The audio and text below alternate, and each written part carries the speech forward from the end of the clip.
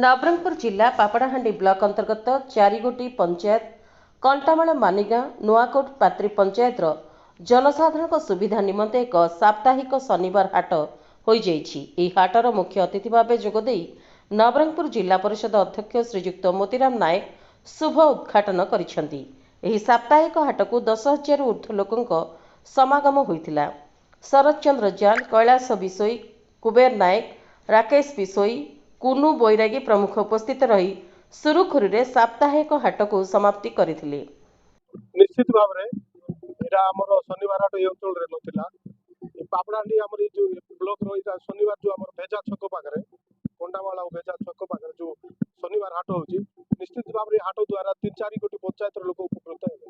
Area रे लोक हाट पे केते डिस्टेंस देखो तो गाबगा होची 7 किलोमीटर पड़ुची, मैदनपुर 10 किलोमीटर पड़ुची। सेति पय टिके लोक को गमनागमन असुविधा होची।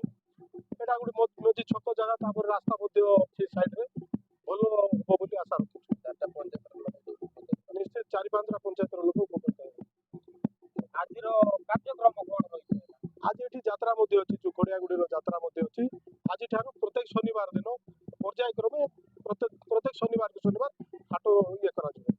लोक मनोरंजन पय नाटक निश्चित भाव में लोक मनोरंजन करा जिवो एवं नाटक मध्ये हो एवं अंचलवासी की ओळ्या सुख शांति समृद्धि रहे तार पय मध्ये योजना करा।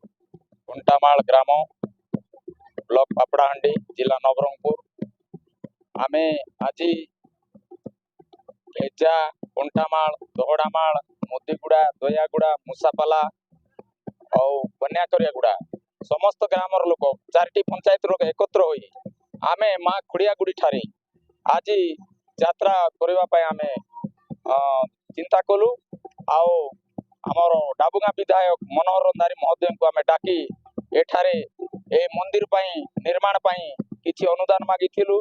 तत्संगे संगे आमको नलकूप खोलिबा पय मध्य ऑर्डर कले, तापरे ऑर्डर कराहेला से खोला हेला।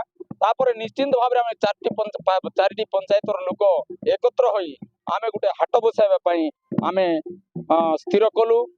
तेणु आज वर्तमान शनिवार दिन 11 तारिख आमर ए खोड़िया मंदिर ठारे आमर शनिवार हाट बसिबा को जाउछि एवं प्रत्येक शनिवार दिन या आज ठारू आरंभ प्रत्येक शनिवार साप्ताहिक भाव में हाट बसिबा को जीवो।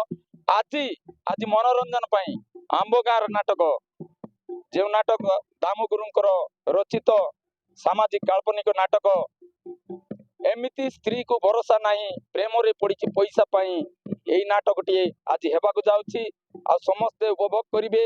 आउ आमरो एही हाटटी को समस्ते आसी जोग देई साफल्य करिवे बोली मु विनय अनुरोध करूछि। नवरंगपुर जिल्लार उमाकांत विषयक रिपोर्ट, प्राइम टीवी ओडिया।